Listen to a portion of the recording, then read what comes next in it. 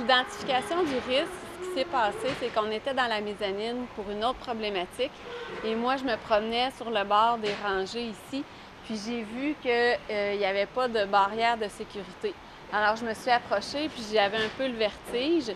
Puis j'ai dit au chef de secteur qui était avec moi, mais comment ça, c'est comme ça, c'est dangereux de tomber. Puis depuis que la mezzanine existe, c'était comme ça. Donc il n'y avait pas de barrière de sécurité. Alors on a identifié un risque important parce qu'il y a plusieurs employés qui travaillent ici à la mezzanine. Et au troisième étage où on se trouve, on est à 20 pieds du sol. Au deuxième étage, c'est 10 pieds et il y a un risque de chute de tomber sur du béton. La raison pour laquelle on n'avait jamais vu le risque avant, c'est qu'il y a toujours de la marchandise qui est sur le bord de la rangée. Donc, je dis toujours, la plupart du temps. Alors, c'est un peu ça la barrière qui protège les employés. Ce qu'on me disait, c'est que c'était rare qu'il n'y avait pas de marchandise là, mais ça peut arriver, puis le risque existe. Bien, une fois que le risque a été identifié, nous nous sommes concertés, les gestionnaires opérationnels, les employés affectés à ce travail-là, ainsi que notre gestion de l'entretien local, pour développer une solution de sécurité. Avec la coopération d'un équipementier, Bonnet Équipement, on a développé un prototype qu'on a essayé à plusieurs reprises. On parlait quand même de 42 locations à munir de ce prototype de sécurité-là sur 2 planchers différents, à équiper d'une barrière de sécurité. Donc, avec l'aide des spécialistes de Bonnet Équipement, on a développé un prototype et on a fait des tests pendant 3 à 4 mois avec l'aide des employés pour ajuster cette barrière amovible-là au point de vue de fonctionnement, de poids, de mobilité, pour en venir au prototype que vous avez sous les yeux. Le principe de fonctionnement, c'est lorsque la barrière est fermée comme ça, l'opérateur de chariot élévateur peut remplir le trou ici avec 4 palettes. Et l'employé, lorsqu'il vient chercher ses palettes pour placer la marchandise, soulève la barrière, prend ses palettes, va la placer. Le temps que la barrière est soulevée ici, le chariot élévateur ne peut pas monter de palettes. Tant et aussi longtemps que la barrière ne sera pas redescendue puis être libre, que le chariot élévateur puisse monter des palettes de marchandises.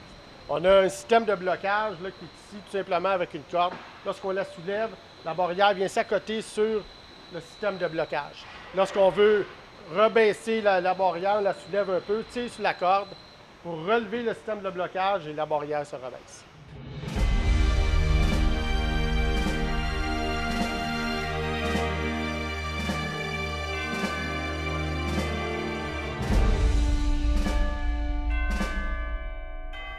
La problématique qu'on vivait en magasin est survenue en 2008 lors des rénovations et ça se répétait de mois en mois. On avait une problématique d'entreposage et de manipulation de marchandises en hauteur avec les portes d'acier.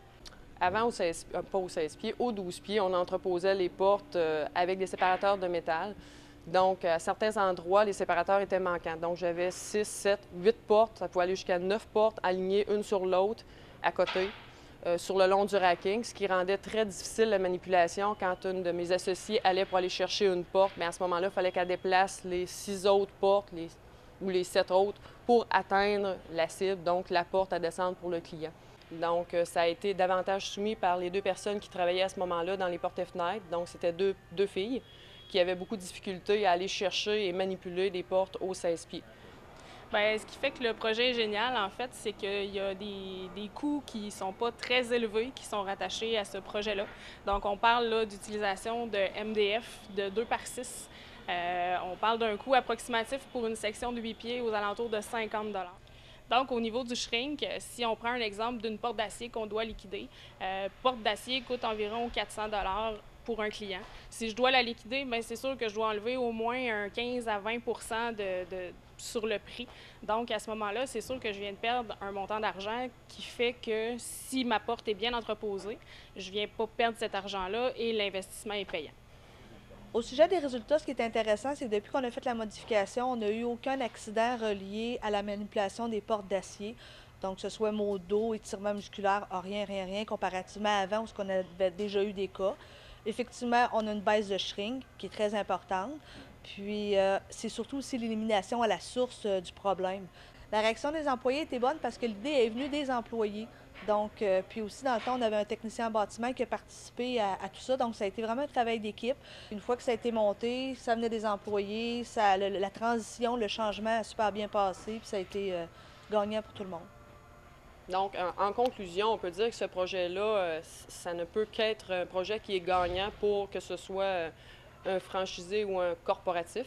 On a du racking de 36, 32, 30 pouces dans nos magasins. Donc, ce système-là, il est applicable dans toutes les surfaces à coût moindre parce que c'est toute la marchandise qu'on prend dans nos magasins pour rendre ce projet-là performant.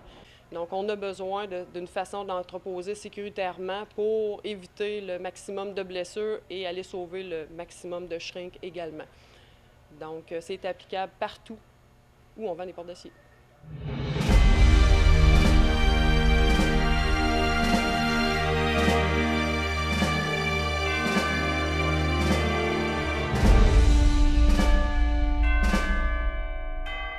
Bien, le problème qu'on avait au niveau des bannières, c'est que c'était toujours non disponible. On ne retrouvait pas les bannières soit sur les lifts ou des bannières assez grandes pour les allées. Donc, ce qu'on a fait, on a cherché à résoudre ce problème-là en trouvant des bannières assez grandes, des façons de barrer l'allée sécuritaire, puis que ce soit assez grand pour faire une allée, surtout dans les matériaux où c'est plus qu'une dizaine de pieds de distance. Fait que c'était pour ça. Lors d'un show à Calgary, on avait vu un type de bannière qui nous intéressait beaucoup, qui était une bannière qu'on accrochait fixement sur le bord d'une rangée et qu'on tirait pour aller accrocher de l'autre côté. C'était déjà un progrès considérable comparé à nos bannières qu'on avait en magasin. Malheureusement, on a constaté que c'était encore possible de passer en dessous. Donc, ce qu'on a fait à ce moment-là, on s'est consulté encore. On a contacté le fournisseur qui nous a envoyé des photos, puis nous, on leur a fait part de nos besoins. Et à ce moment-là, ils nous sont revenus avec un type de barrière sur roulette, comme celle qu'on a ici, les barrières oranges qui sont solides, qui sont faciles d'entretien. Puis c'est à partir vraiment de là qu'on était en affaires. Les caractéristiques de ce produit-là, c'est la flexibilité. L'extensibilité dans le sens que c'est très grand. On peut faire jusqu'à 13 pieds avec une barrière pour barrer une allée standard, puis jusqu'à 28 pieds si on a une barrière mobile. Si on en utilise deux, bien, on fait une allée des matériaux complètement. C'est solide, puis c'est facile, c'est visible, c'est sécuritaire, puis il y a un pictogramme qui montre à quoi ça sert. On a 4 types de bannières pour 4 utilisations ça sert en général. Il y a les bannières qui sont amovibles, qu'on peut enfermer un GLG ou un Skyjack lorsqu'un travailleur externe vient changer une ampoule au plafond dans un flex et que c'est pas possible de mettre des bannières ordinaires. On en a également des barrières fixes dans les matériaux pour fermer les grandes rangées qui ont 12-14 pieds de large. On a aussi les barrières au niveau des caisses lorsqu'on veut fermer une caisse. Donc, on a plusieurs utilisations comme ça qu'on peut faire. Et on a aussi à la réception pour fermer l'entrée de la réception pour éviter que les clients rentrent par inadvertance dans la réception et viennent se heurter à nos chauffeurs de lift. En plus de la vocation primaire de barrer les allées, avec ces bannières-là, ce qu'on a fait, c'est qu'on les a utilisées pour les préventions des pertes au niveau des pros. Le comptoir pro, le matin, on barre la moitié de l'entrée, si on veut, avec ça. Et aussi, du même fait, la sortie aussi. Donc, au niveau du vol, c'est beaucoup plus difficile, justement. Donc, rapport coût, on a rentabilisé nos bannières très rapidement. Donc, au niveau de la sécurité, ce qui est intéressant, c'est que maintenant, bien, au niveau des enfants, ils ne peuvent pas passer en dessous de la bannière.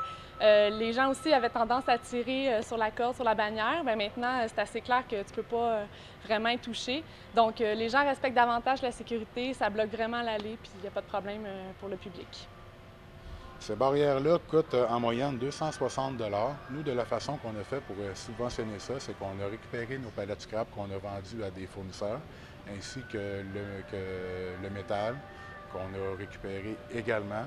Donc, c'est facile à ce moment-là, quand on récupère beaucoup, de financer des projets comme celui-là.